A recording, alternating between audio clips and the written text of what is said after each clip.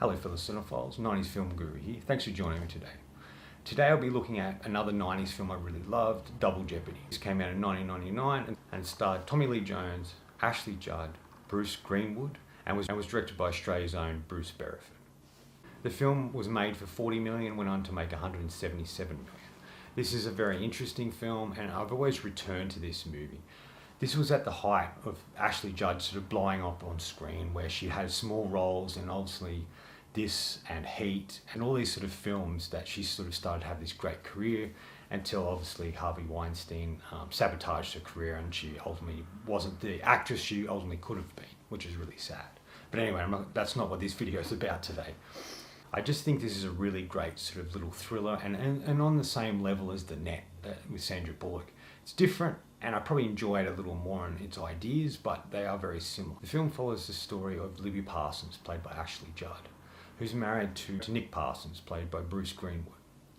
She's a very strong and capable character. She has a little son and life is very idyllic and simple. We learn that she likes to sail and she's very capable of many things and highly intelligent. Found guilty of her husband's murder, but she thinks that he isn't dead and deceitfully framed her. After releasing her from prison, she searches for him in order to actually kill him. I don't really think that's what the film's about. I don't think she sets out to kill him. I think she sets out to prove he's alive. But it's all really about her son, reconnecting with him and finding him. That's more of her driving force than anything. And that's really what defines this film that does it a bit different. Usually it would be a revenge picture. You know, a character has been accused of something they didn't do and finding out the person that they're accused of killing is still alive and maybe involved in sending them to prison, and they ultimately seek vengeance upon them.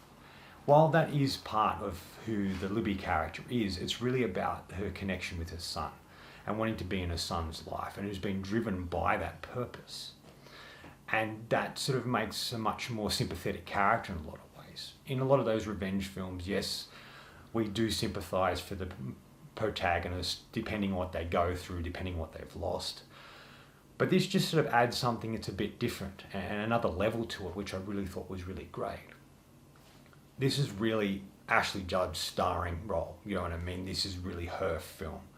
She outshines Tommy Lee Jones and character actor Bruce Greenwood, but she really just owns the film. She plays such an interesting character, she's very capable. And what she does makes sense for the character and what she goes through. It really makes sense in the path that she goes down, and it really makes a character we can really root for, and I really love that about her. And I think she does such a great job, and I know she did bits and pieces before, but to me this was really the springboard that she went on to make other films, but this was the one that for me really stood out and still does stand out upon my most recent viewing of the movie. Tommy Lee Jones is great as usual. He's just really fascinating to watch, and he has great rapport with Ashley Judd. I think that has something to do with their sort of that Texan sort of they're from sort of Texas area, I guess. I'm sure, pretty positive Tommy Lee Jones is from that, and Ashley Judd is part of like country music royalty with her sister and her mother, and she went off and did acting, but you can tell where they're from. They're able to connect, even though they don't have a lot of time on screen. When they do, there's a real connection there with them. And Bruce Greenwood, he is one of the most solid character actors out there. I have a list of solid actors. They're actors that I really watch their movies and I enjoy their performances, but they're not really the star of the movie. They're not really there to take over. They're just there to play really fascinating characters. And Bruce Greenwood is definitely one of them. And his performance in here is really good. There's this innocence to him, and then there's the turn where it gets darker and more mysterious, and he's very believable in the role he's playing in this film. You know, he's an actor. Most recently, people would have seen him in The Fall of House of Usher, Mike Flanagan's series. He's wonderful in that. And there are a number of films that he's really good in. And he does shine in this film, and I like his performance. I think Bruce Beresford did a really solid job with this film. They call him a actor's director, and I think he's able to draw out really interesting performances. And he's always trying to think of how to do things differently. There's a sequence in the film where Ashley Judd's character has been caught again. She's handcuffed to the car, and Tommy Lee Jones's character doesn't really want to talk to her, and they're on a ferry, so he goes upstairs, and ultimately she decides to try and break free. Starts the car and starts knocking cars in the water, trying to break the handcuffs off the handle outside the door, and then he ultimately gets in the car and they end up in the water. And this could have been simply done basically, but Bruce Beresford adds something different to it, you know. It's really the actors in the car going into the water. It's really them under the water. And they went through, you know, like scuba diving training, and Tommy Lee Jones is proficient at it apparently before he did the film. And because he was willing to do it, Ashley Judd got involved. And there's this really wonderful scene where the car sinks to the bottom. Tommy Lee Jones's character is trying to help her break free of the handcuffs. There's some really beautiful shots that are done, and it's about how she escapes from that. And this sequence is one of my favourites in the movies, and just a testament to Bruce Beresford, who's able to take something and do something a bit different with it. I like the journey the character goes on, from disbelief that she's been blamed for her husband's murder, and ultimately finds out he's not dead, and about what ultimately propels her forward, and how she gets out of prison, and how she ends up in this halfway house with Tommy Lee Jones's character, and he's telling her, you do anything wrong and you'll end up back in prison. And she understands this, but there comes a point in the movie where she has to follow this through, has to make a choice, has to start investigating this, otherwise she'll never find out the truth and never find or reconnect with her son. And that's really what pushes her along in the movie. There's some great locations in it. I think when we open up on the water in the opening film is really good. Aspects of the prison scenes are good, especially when she has something to live for now, and we start seeing her exercising and running and pushing herself beyond belief and learning and growing and sort of preparing herself to be let out and going after her supposed dead husband. There's all this stuff that takes place in New Orleans, and they really take advantage of that location, even the cemetery and a few buildings and bits and pieces there, and that's the third act and climax of the movie, which is really cool. There's so many aspects to it I really loved, and just that connection, that feeling, strong connection with the Libby character and her journey is what really connects you to the movie in a lot of ways. Great use of music. It's the type of film that you used to get in the 90s, a great sort of entertaining sort of thriller film with colourful characters that's entertaining and engaging, draws you in, and it kind of feels like a big movie. A lot of the sort of thrillers and movies similar to this these days feel very small and contained and sometimes cheap, where this felt like it had money behind it, where it felt like it had producers, a crew and a director behind it that really wanted to make it the most out of what they had, and really shows on screen. And I miss sort of actiony thrillers like this, and I wish we had more of them. And that's why I keep talking about the 90s. It just feels like there's so many things and so many movies that were done better in that decade than what we see now.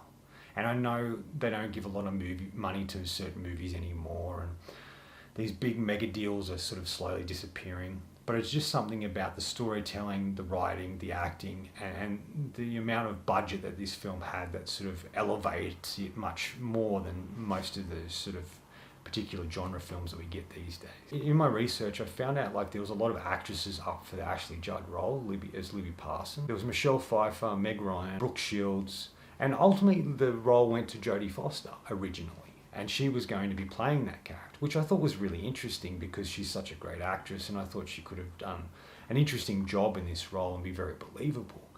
It would have been vastly different to what Ashley Judd did in the movie, but it still would have been very interesting. But ultimately that didn't happen due to creative differences. I don't think Beresford and Jodie Foster got along, and Ashley Judd ultimately became that particular character, and I think it's a better film because of that. It does ask an interesting concept in the movie, this idea that if you are accused of killing someone or doing the same, killing someone, and that person doesn't die, you can't be accused of the same crime twice. And I think that there's an article I read that talked about how that's kind of not exactly how it works. It's not like you can freely go out, so I'm accused of killing that person, I did it, now I can kill them and they can't arrest me.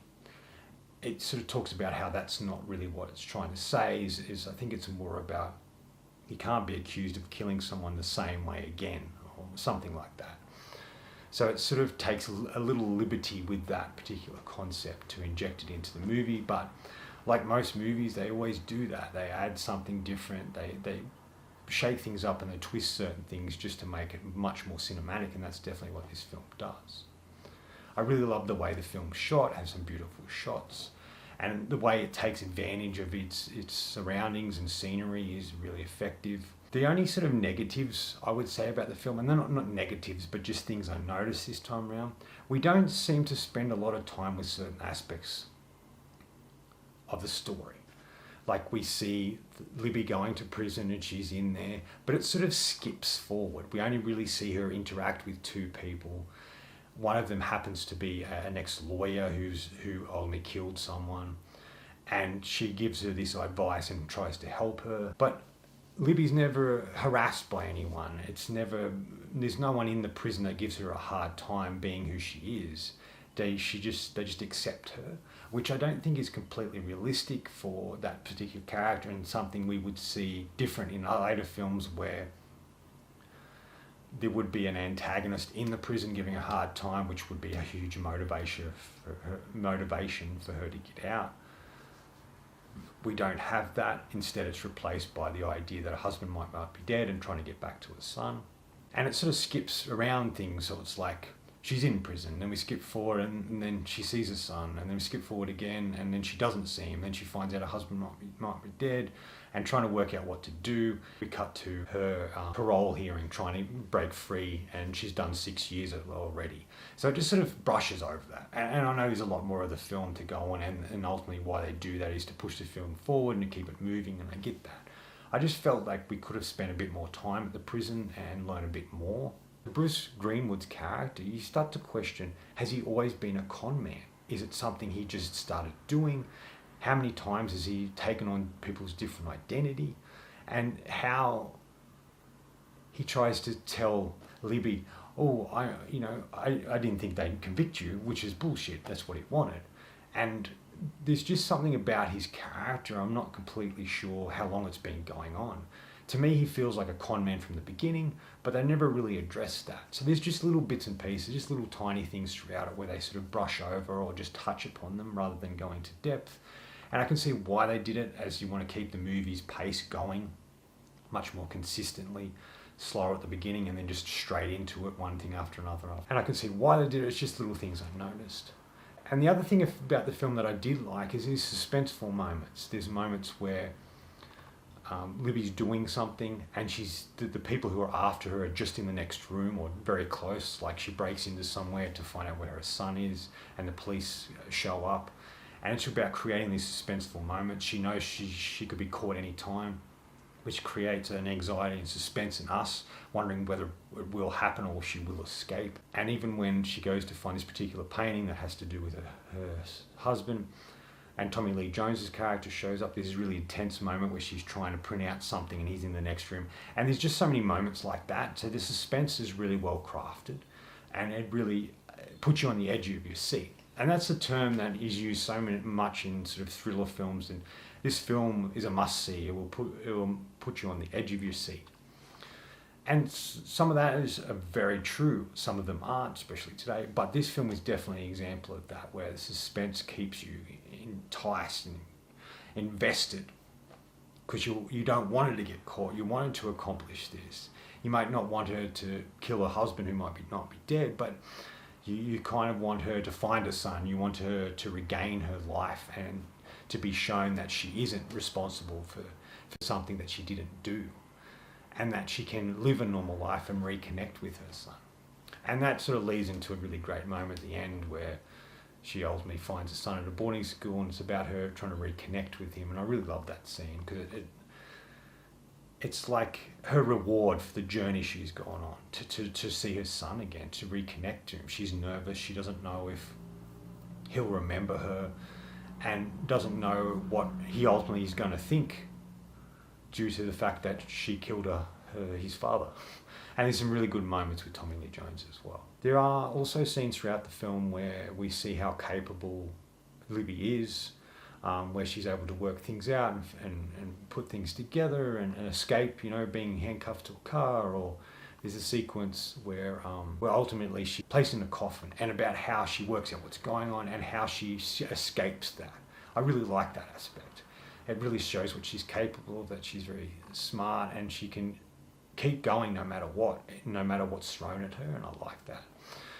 And one of my other favourite scenes has to be where she and Tommy Lee Jones confront Nick and in his house, and there's this really great scene, this back and forth, there's a big twist, and things get out of hand, but it's ultimately about Libby taking control of what's going on, and she does it in such a great way, and Tommy Lee Jones is really wonderful in this scene as well. Tommy Lee Jones is one of those actors that he doesn't have to do much to be fascinating. He's just kind of an interesting and colourful character.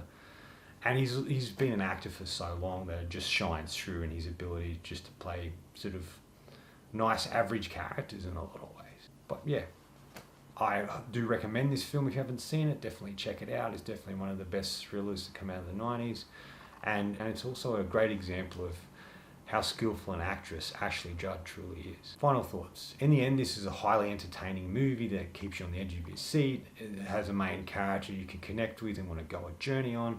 And it has some really great concepts and action sequences and moments that really stand out, that really make for a really engaging and entertaining entertainment. And it is definitely worth checking out. Anyway, that's all from me today. Thanks for watching. I hope you enjoyed this video, and if you did, please subscribe down the bottom. Follow my letterbox on Facebook. Otherwise, until next time, enjoy the movies.